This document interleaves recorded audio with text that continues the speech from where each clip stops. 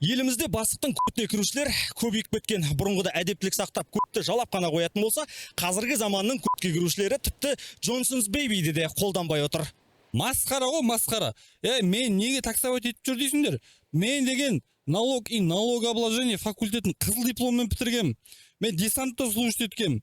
Любой техниканы шашып берем, мен саған бармайсыз ба? Не только что любой машина, мен жылан айдап берем, жылан. Осыншама білім бола тұра, осы көтке кіретіндердің кесірінен бір жерге сыймаған мен деген.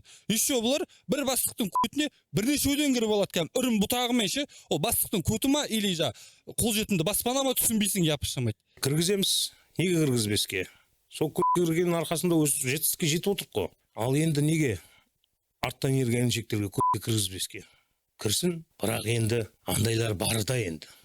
Кіргеннен кейін ертең жұмыстан шығып кетсең, я адам ұрлы көрмейді, я хабарсыз қалады. Скорее всего, ондай жігіттер бар, иттігі бар.